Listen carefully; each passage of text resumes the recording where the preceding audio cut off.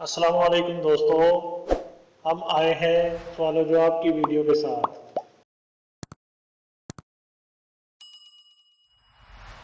सवाल नंबर 1।